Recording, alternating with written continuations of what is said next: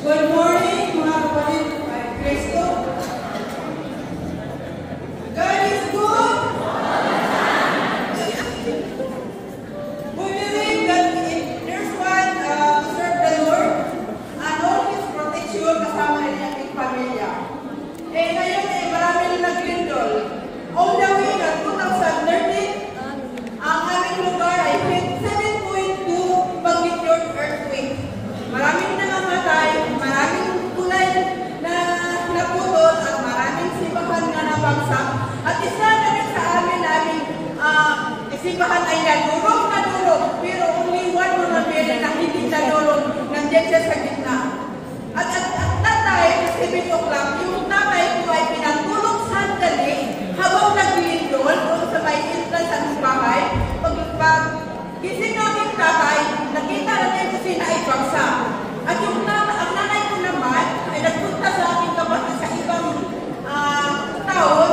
Pagdating doon, when 3 minutes after, umpisa na yung lindol na parang iabang-abang yung daan.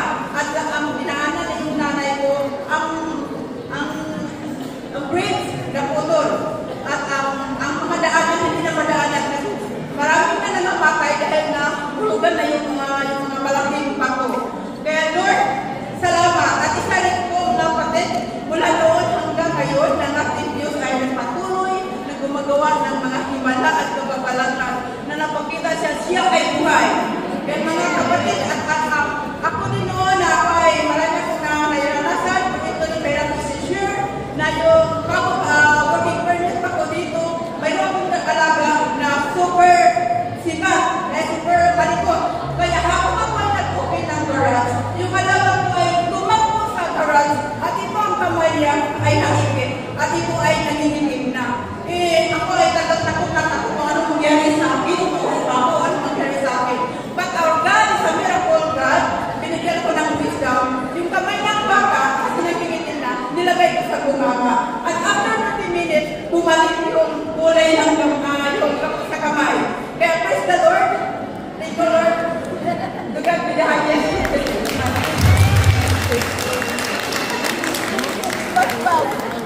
Amen. Our chair for today, Sister Pamela Pauna. Amen. God is good.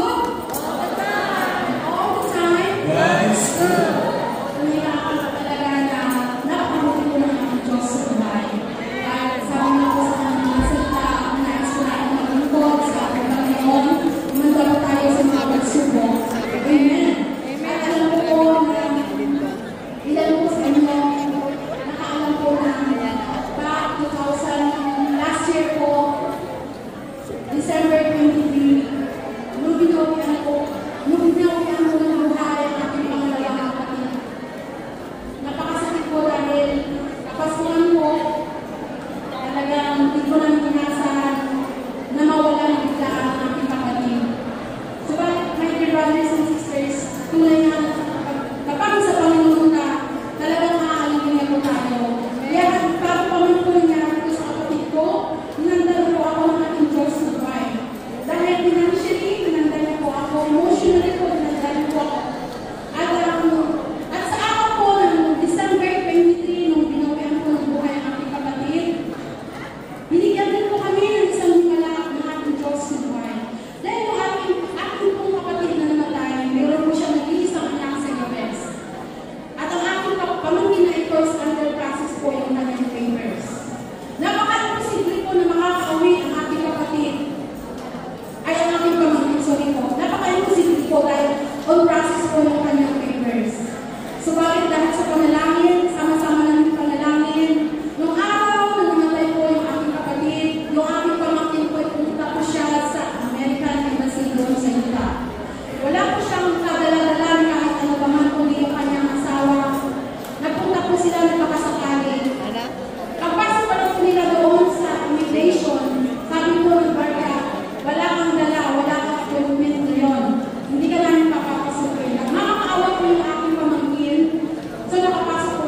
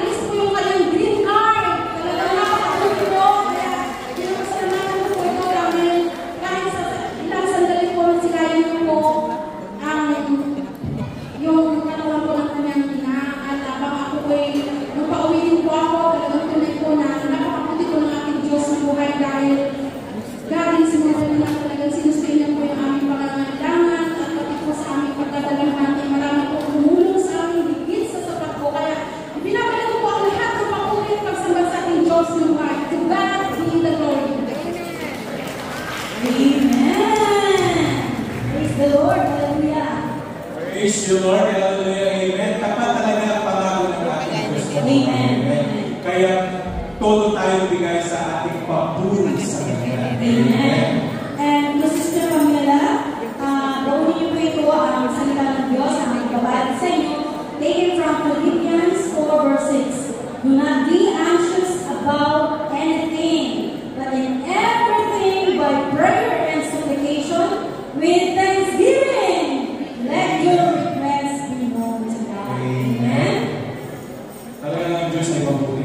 Amen. Talagang napakabuti ang ating Diyos na buhay. Salamat sa Sa lahat ng ating suliranin, sa lahat ng ating mga pagkain, talagang nariyos siya. Amen. And now, brothers and sisters, without further ado, I would like to introduce to you our celebrant congregations, no other than Spotty, Shimmering, and Splendid na ating kapatid na walang iba kundi si Sister Elby Ruscha. Amen. Sister Ruth, thank you po ang sa council members, Secretary Treasurer of Council Members, and the board member of Canada Region. Welcome. Thank you, Kuya Ramos and Ate Maganda. Hi! Good morning. Hello!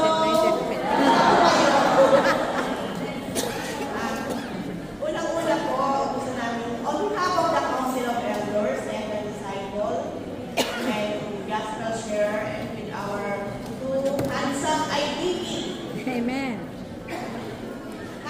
happy anniversary, 70th anniversary, Hamilton, Iseldo. Mag-chapter na ba kayo?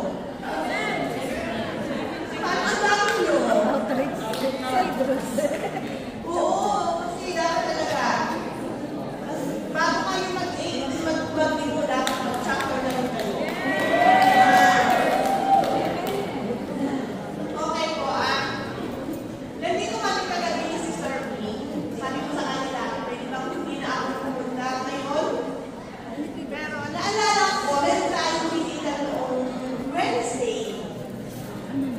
Ano sa Shahari? Nag-share siya.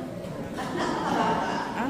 Pero very proud of kanyang pag-deliver. Diba? Yung mga nandun, parang bagong revelation. Dati na natin narinig, pero dahil sa bago ulit, parang pinapaalalahanan tayo. Sabi niya, show up. Whether you like it or not. Amen. Show up even if you don't like it. Diba? So, lahat ng mga nag-show up dito, ang iba dyan, may mga nararamdaman, may kanya-kanyang iniintindi sa buhay, pero pinili nyo pa rin mag-show up. Diba? Kaya nung nakita ko pagpasok ng Manila doon, sabi ko, oh my God, tulog naman yata. Parang kailangan nyo na talaga na issue convention. Amen! Bakit po, maraming salamat sa lahat ng dumating at gusto ko rin po kung ang pagkakataon ito sa lahat po ng mga cell group na hindi nakapag-present today. Ako na po, kami na po ako hindi na paumalunan sa inyo mga kapatid. Pero ganun pa man, sabi nga ni Father, nag-show up pa rin kayo. Diba? So, may presentation man o wala, show up pa rin talaga tayo. Kasi, ang pinupuntahan naman natin talaga dito ay si Yahweh at Shunay. Isa pa pala sa sinabi ni Father, tatanungin natin ang sarili natin, ano ang ginagawa natin or bakit tayo nandito? Lalo may malalaman natin sa sarili natin, bakit kaya ba tayo nandito?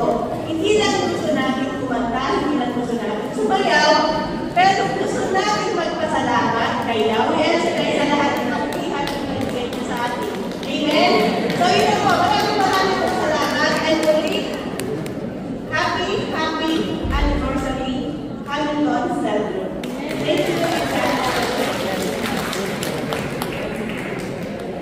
Amen. Glory to God. Glory to Christ Jesus. God is good. All the time. All the time. Yes. God is good.